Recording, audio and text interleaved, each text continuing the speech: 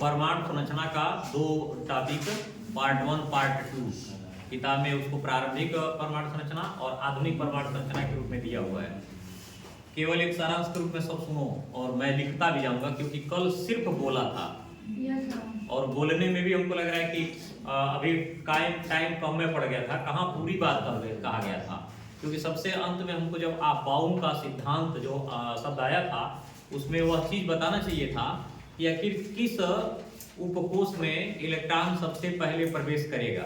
तो उसके लिए एक गोली गोली करके बनाया जाता है, उसका एक क्रम होता है, उस क्रम को समझाया जाता है। सबसे पहली बात उसमें आ गई थी, जैसे अभी एक क्वेश्चन आया था कि जूलियस प्लक्कर, क्योंकि कैथोड किरणों के बारे में जानकारी क्रुक्स का दिया हुआ था, विलियम क्रुक्स का, लेकिन जूलियस प्लक्कर कैथोड किरणों की जानकारी नहीं दिए थे। उनका यह कहना था कि जो विसर्जन नली है वह विसर्जन नली के बारे में जूलियस प्लक्कर ने अपना मत प्रस्तुत किया था कि विसर्जन नली बना लेंगे ऐसा बनेगा। विसर्जन नली को वास्तव में निर्वात नली भी कहते हैं, क्योंकि उसमें निर्वात पंप ही लगाया गया रहता है और उस निर्वात पंप में, निर्वात नली में दोनों तरफ इलेक्ट्रोड डाले जाते हैं और एक साइलेंट एनर्जी, यानी एक तरह से कहा जाए ऊर्जा स्रोत से उसको जोड़ करके और उसमें ऊर्जा प्रवाहित की जाती है या विद्युत प्रवाहित की जाती है। कहेंगे ऊर्जा का मतलब ये विद्युत ऊर्जा प्रवाहित की जाती है और उस विद्युत ऊर्जा के प्रवाह के बाद पहली बार जो देखा गया था, हालांकि एक ही कंडीशन में दोनों निकलते हैं। पहली बार जो बिना छेद वाला जब इलेक्ट्रोड लगाया गया तो उसमें सिर्फ कैथोड ही दिखे। कैथोड किरणें जो थी वो कैथोड से एनोड की तरफ जाती हुई नजर आई, सीधी रेखा में चल रही थी पहला बार। उसके मार्ग में कुछ रखा गया तो वो चलने लगी, इससे पता चला कि उसमें कण भी पाया जाता है। उसके बाद यह एक्सरे की तरह कार्य करती हैं, ये फोटोग्राफिक प्लेट को प्रभावित कर देती हैं। इनको विद्युत क्षेत्र में भी रखा गया तो ये धन ध्रुव की तरफ विक्षेपित हो गई, मुड़ गई। विद्युत क्षेत्र में भी रखा गया तो यह धन की तरफ मुड़ गई। इससे पता चला कि यह जो है धन ऐसा ऋण कणों से मिलकर बनी है। ऋणात्मक है तभी तो धन की तरफ जाकर मुड़ रही है। बाद में इसका नाम कैथोड किरणें और कैथोड कण रखा गया और उसे इलेक्ट्रॉन जो इसके अंदर कण था उसे इलेक्ट्रॉन का दर्जा दिया गया, इलेक्ट्रॉन का भार डिसाइड किया गया, इलेक्ट्रॉन का आवेश निर्धारित हुआ और इलेक्ट्रॉन का प्रतीक E पर पावर के रूप में, इंडेक्स कहते हैं, E इंडेक्स -1 के रूप में उसे इंडिकेट कर दिया गया। खाली इलेक्ट्रॉन भी को लोग कहते हैं और इनके आवेश को, चार्ज को 1.6 × 10⁻⁻19 कूलाम निर्धारित किया।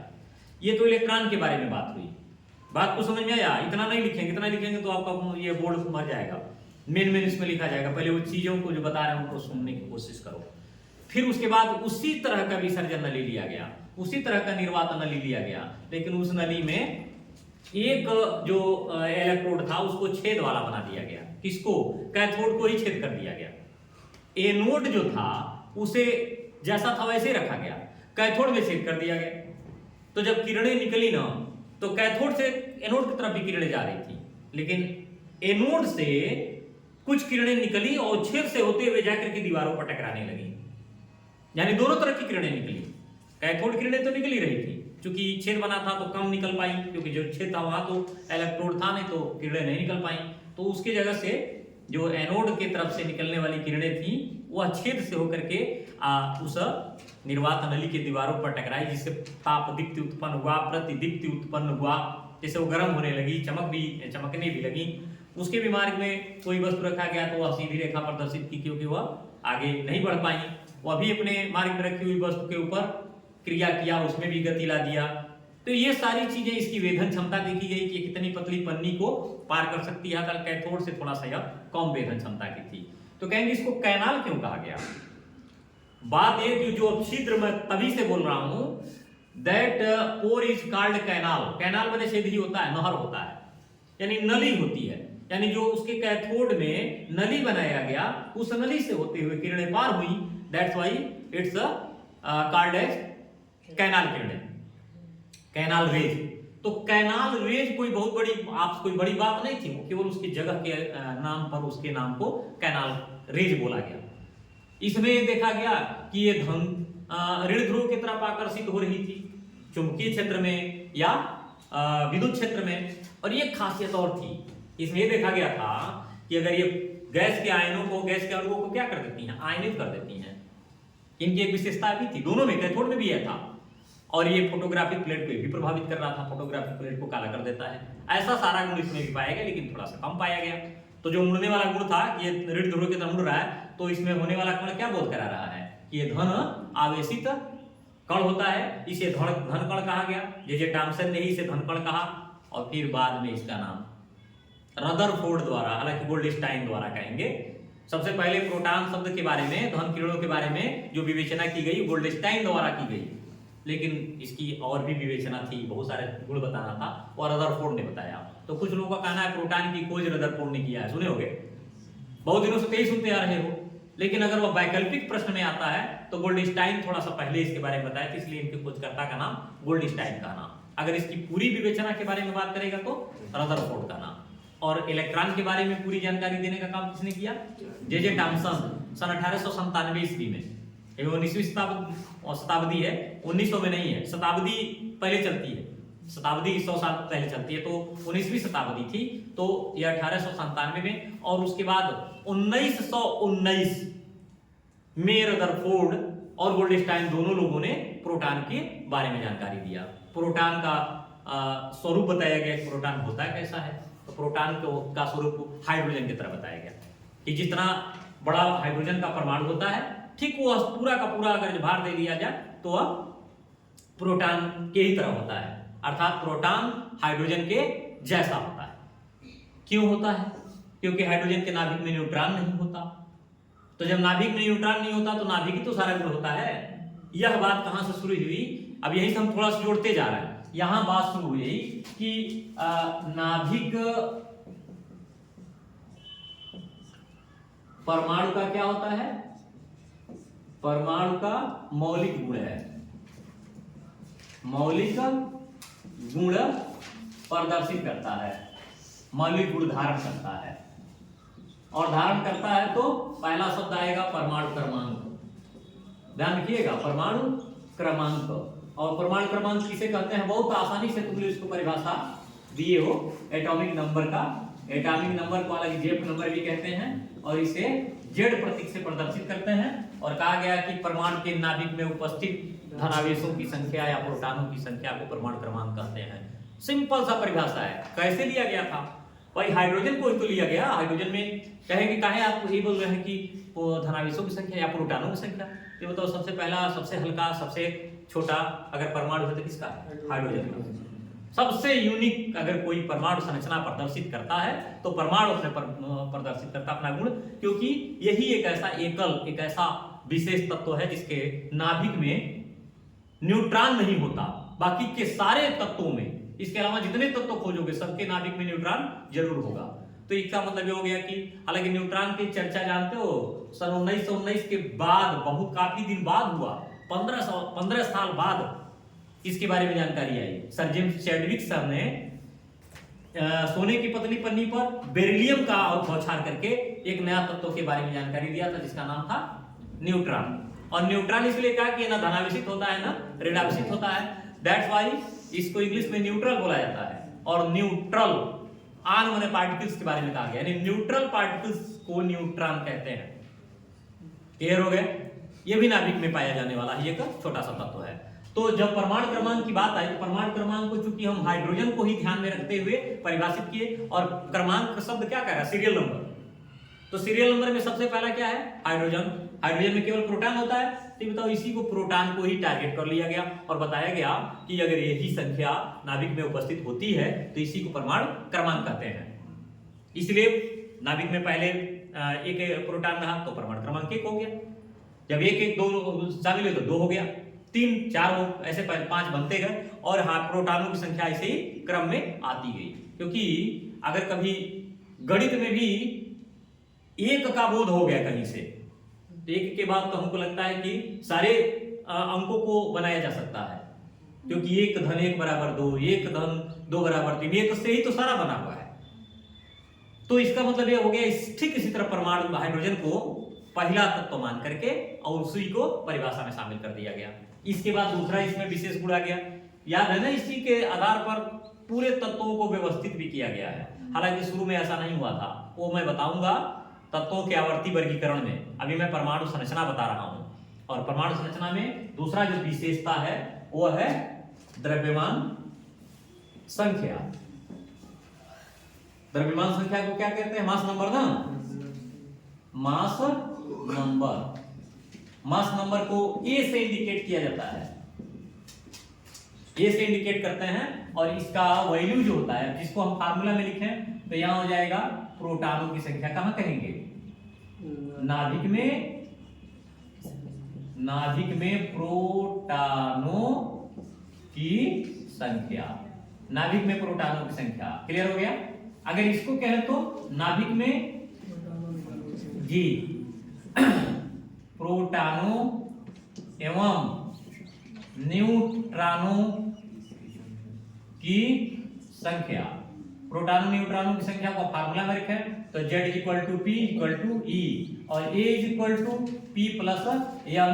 if Z = P or P = Z, so A = Z + N is also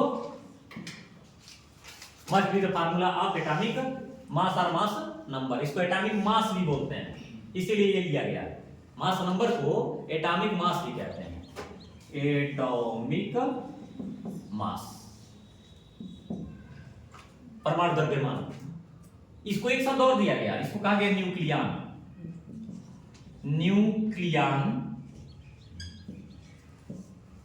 nucleon क्यों कहा गया?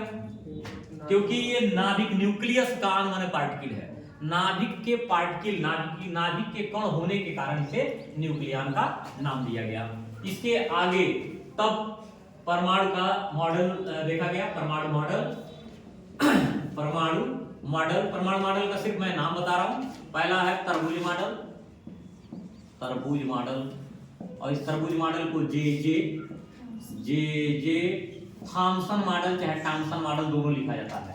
थॉमसन ही लिख रहा हूं, थॉमसन प्रतिरूप भी कहते हैं, प्रतिरूप, जे थॉमसन प्रतिरूप। इसमें एक फिगर से इसको समझाने की कोशिश कर रहा हूं। ये तरबूज है ना, इसी की तरह इन्होंने कहा कि यहाँ काले काले जो बीज होते हैं वो इलेक्ट्रॉन की जगह है, और जो लाल लाल भाग होता है वो प्रोटॉन की जगह है। और इससे इसका पहले ही असफल घोषित कर दिया गया कि प्रोटॉन और इलेक्ट्रॉन एक साथ कोलैबोरेट नहीं रह सकते, एक साथ जुड़ नहीं सकते। जैसे जुड़ेंगे वैसे विस्फोट होने का आशंका है, परमाणु नष्ट हो जाएगा।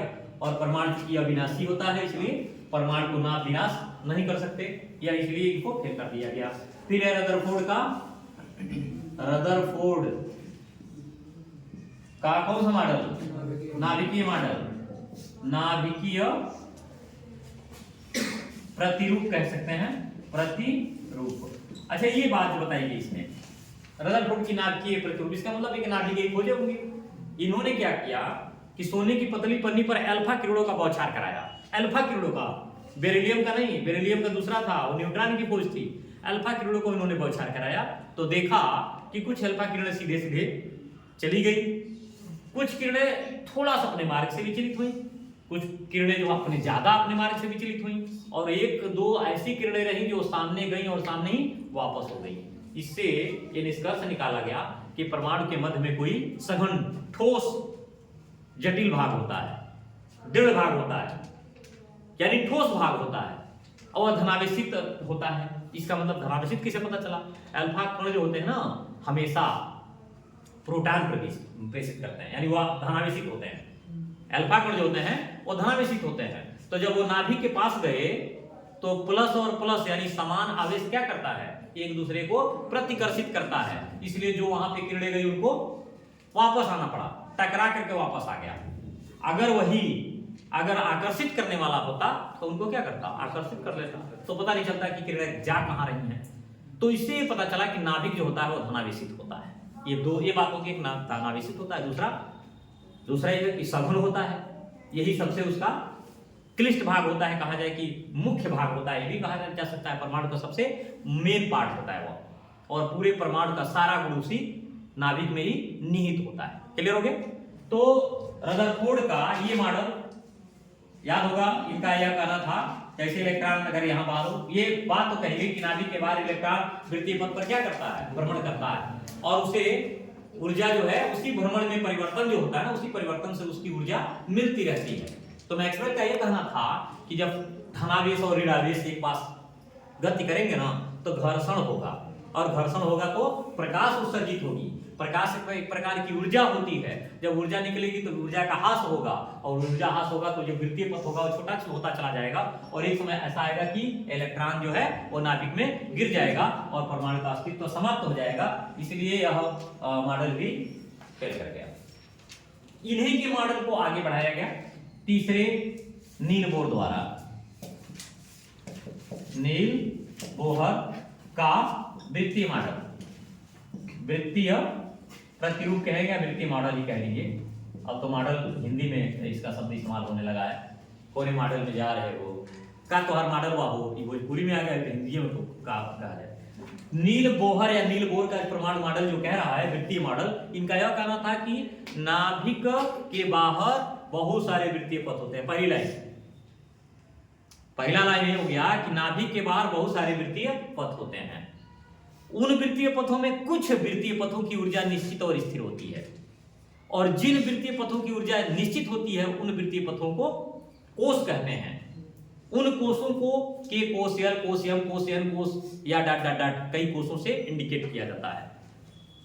एक एक पॉइंट है यह। और प्रत्येक कोष में जो इलेक्ट्रॉन की संख्या होती है वो 2n² के बराबर होती है, जहां n कोई प्राकृतिक संख्या है या कोषों की संख्या है। जो n है वो प्राकृतिक संख्या है या किसी कोष की संख्या है। क्लियर हो गया? अब इसके बाद देखा जाए कि कितना इलेक्ट्रॉन बनेगा। यहां देखना, इन्होंने क्या खोजा, कोष की खोज इन्होंने कर दी, कोष की खोज। और कोष की खोज को मुख्य याद रखना, यही बाद में जाके के मुख्य क्वांटम संख्या बनेगा। इसको इन्होंने कहा के कोष, यल कोष, यम कोष, एन कोष, और इसमें इलेक्ट्रॉनों की संख्या का इन्होंने फार्मूला दिया, इलेक्ट्रॉनों की संख्या। और जो इलेक्ट्रॉनों की संख्या डिसाइड की गई वह थी 2n², जिसमें n क्या था 1 2 3 4 डाटा। अब मान लीजिए यहाँ 2 × 1², 2 × 2², 2 × 3², 2 × 4², तो 2 और ये 8, यहाँ 18 और ये 32 बन जाएगा। इस तरह से 2 8 18 32 के रूप में इसमें इलेक्ट्रॉन भरते हैं। अब यहीं से थोड़ा सा हिंट फिर आगे बढ़ा रहा हूँ। इन्हीं संख्याओं को आगे चल करके तत्वों में, जब आवर्ती वर्गीकरण करवाते हैं तो आवर्तों में कितने तत्व होने चाहिए, पहले आवर्त में, दूसरे आवर्त में, तीसरे आवर्त में, चौथे आवर्त में कितने तत्व होने चाहिए, इन्हीं के संख्या पर डिपेंड करता है। और उससे बनता है मैजिक नंबर। जैसे उसी के आधार पर उस आवर्तों का नाम भी डिसाइड किया जाता है। जिसमें 2 तत्व होंगे उनको अति लघु आवर्त कहा जाएगा। जिसमें 8 है 8, 2 बार 8, जिसमें 8 है 8 तत्व होंगे उन्हें प्रारूपी आवर्त अथवा लघु आवर्त कहा जाएगा। जिसमें 18 तत्व रहेंगे उनको दीर्घ आवर्त कहा जाएगा, और जिसमें 32 तत्व रहेंगे उनको अति दीर्घ आवर्त कहा जाएगा। इस तरीके से उनका वर्गीकरण किया गया। क्लियर हो गया कि नहीं हो गया? इसी को मैजिक नंबर बताया गया है। जो आप 2 8 18 32 कह रहे हो, 2 एक ही बार आएगा, 8 8 18 18 32 32 2 बार जब इस तरह आ गया ना, तो इसको कहते हैं मैजिक नंबर। और मैजिक नंबर की सहायता से क्रम में आए हुए विभिन्न प्रकार के तत्वों के परमाणु क्रमांकों का निर्णय ले लिया जाता है। जैसे अगर तुम्हें मालूम हो गया कि किसी ब्लॉक के तत्वों में जैसे hydrogen, lithium, sodium, potassium, rubidium, caesium, francium, इस तरह से लिथियम हो गया, लिथियम का सोडियम हो गया, सोडियम का पोटेशियम हो गया, पोटेशियम का रुबिडियम, सीजियम, फ्रेंसियम ऐसे है, तो एक का नाम तुम्हें मालूम हो गया, हाइड्रोजन का एक के बाद 2 जोड़ोगे तो लिथियम होगा नहीं, 3 होकर के 3 हो जाएगा ना लिथियम का। लिथियम में 8 जोड़ोगे तो 8 3 11, सोडियम के 11 हो जाएगा। 11 में फिर एक बार और 8 जोड़ोगे तो 11 और 8 19 हो जाएगा। पोटेशियम का परमाणु क्रमांक 19 होता है।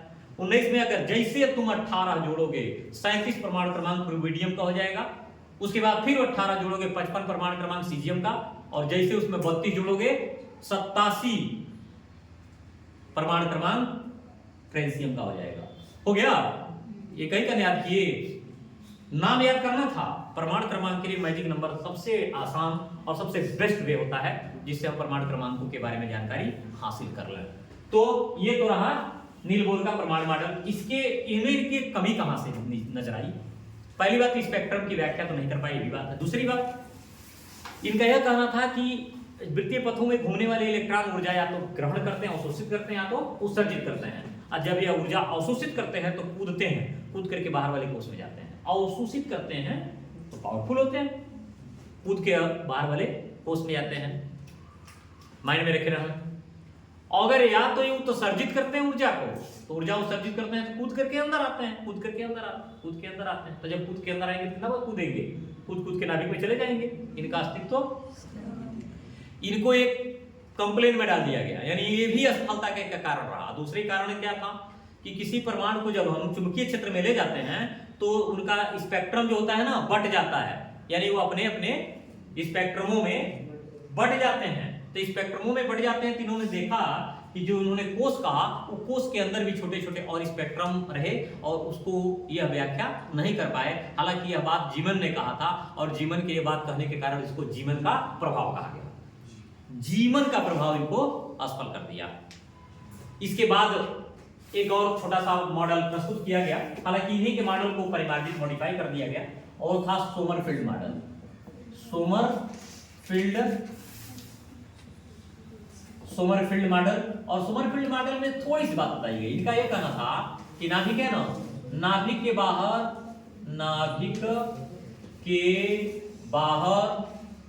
इलेक्ट्रॉन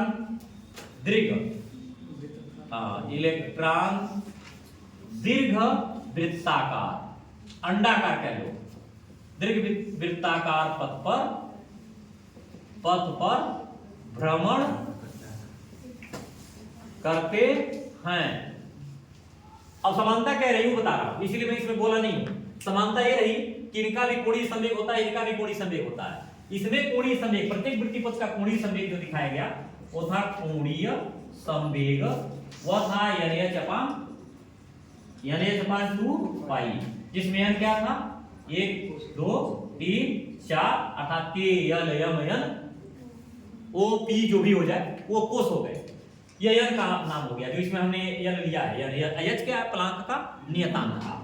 अब उसी बात को इन्होंने क्या कहा कि जो वृत्तीय पथ में घूमने वाले इलेक्ट्रॉन होते हैं, क्योंकि ये भी वृत्तीय पथ ही एक तरह से, बेशक थोड़ा सा अंडाकार है तो क्या हुआ, और उसका कोणीय संवेग जो होता है वो KH/2 पाई होता है, यानी इनका कोणीय संवेग KH/2 पाई, जहां K क्या है, उपकोषों की संख्या है, उपकोषों की संख्या। और इस उपकोषों की संख्या को नाम से अगर कहा जाए तो S P D और F में लाया गया। ये तो नाम तो क्लियर हो गया, लेकिन नाम का संख्या यहाँ नहीं डिसाइड हुआ। संख्या आधुनिक परमाणु मॉडल में डिसाइड हुआ। अब यही उसको रख भी दे रहा हूं। इसका रोल नंबर 0 माना गया, इसको 1 माना गया, इसको 2 माना गया और इसको 3 माना गया। इस तरीके से इनकी भी संख्या व्याख्या हो गई। क्योंकि देखो जब हम लोग शुरू में पढ़ते हैं, शुरुआत करते हैं तो थोड़ा सा ही जानते हैं। जब हम पूरा चैप्टर जान जाएंगे तो हम सब समझ एक में मिला के पढ़ेंगे ना। जैसे हमने पढ़ लिया आधुनिक परमाणु मॉडल भी, हमने पढ़ लिया पुराना मॉडल भी, तो आधुनिक मॉडल में ये भी बता दिया गया कि यस उपकोष का दिगंशी क्वांटम संख्या कितनी होती है। तो दिगंशी क्वांटम संख्या 0 से शुरू होती है, 0 1 2 3 डॉट डॉट डॉट। तो 0 को रोल नंबर 0 को यस कहा गया, 1 को पी कहा गया, 2 को डी कहा गया, 3 को एफ कहा गया, 4 को पता नहीं क्या कहा जाएगा, बात ही बात है। जब तुम खोजना तो जो खोज पाओगे वो तुम कह देना। ये सोमरफेल्ड के मॉडल, और सोमरफेल्ड के मॉडल तक आते आते परमाणु की संरचना समाप्त हो गई। कुछ चीजें और आई, कुछ चीजें ये आई कि आखिर जो स्पेक्ट्रम का नाम आप ले रहे हैं उसमें श्रेणियां कौन कौन सी थी। तो 5 श्रेणियों के नाम आते हैं। श्रेणियां, कुछ श्रेणियों की बात मैं बता रहा हूं। श्रेणियां देखो, 2 जगह श्रेणियों का नाम आएगा। आवर्त सारणी में भी श्रेणियां होती हैं। ये स्पेक्ट्रम की श्रेणियां हैं। हाइड्रोजन की संरचना में स्पेक्ट्रम की श्रेणियां हैं, जिसमें सबसे पहली श्रेणी को क्या बोला गया, लाइमन जी, लाइमन श्रेणी, बामर श्रेणी एक श्रेणी, पास्कन को पास्कनी पढ़ते हैं, पास्कन श्रेणी, ब्रैकेट श्रेणी, और एक में फुंड होता है, पी भी होता है, एफ भी होता है, फुंड ही कहा जाता है। हाँ, पी साइलेंट होता है, उसको फुंड श्रेणी कहते हैं। इसको हम अगर नंबर दें तो n equal to 1, n equal to 2, n equal to 3, n equal to 4, n equal to 5, ये 5 स्पेक्ट्रम के नाम इसमें इंक्लूड किए गए। इस तरीके से 5 श्रेणियां तैयार की गई और प्रत्येक श्रेणियों के लिए ऊर्जा के बारे में बात किया गया, कितनी ऊर्जा हो सकती है, तो उसकी अवस्था ऊर्जा कहते हैं। अवस्था परिवर्तन, जो अवस्था उसके जैसे ग्राउंड स्टेट होता है, अस्थायी अवस्था, और जब उसमें एक्साइट होता है तो कई अवस्थाएं उसकी, कई स्टेज बनता है। तो प्रथम स्टेज में जो ऊर्जा होती है वो 13.6 इलेक्ट्रॉन वोल्ट की होती है। जो उसकी एनर्जी कंज्यूम पावर है, जो जितनी उसकी एनर्जी होनी चाहिए, वो 13.6 इलेक्ट्रॉन वोल्ट यानी ईवी का होता है। अब इसी क्रम में दूसरे में जाएगा, तीसरे में जाएगा, चौथे में जाएगा, पांचवें में जाएगा, डाटानंद में जाएगा। कितना जाएगा, कैसा होगा, वो उसकी बात है, लेकिन यह इसका क्रम होता है। इस क्रम से उसको हम लोग जांच कर रहे हैं। क्लियर हो गया? इसमें किसी को पुराने प्रमाण मॉडल में कोई डाउट अगर किसी को पता चल रहा हो, कोई ऐसा लग रहा है, तो हमसे पूछ सकता है। ये जनरल एक आइडिया था, एक जनरल सारांश था। अगर ये थोड़ा सा उतार दो तो ज्यादा बेहतर होगा। अब आगे उसमें सेकंड वाला बता रहा है, उतार दो।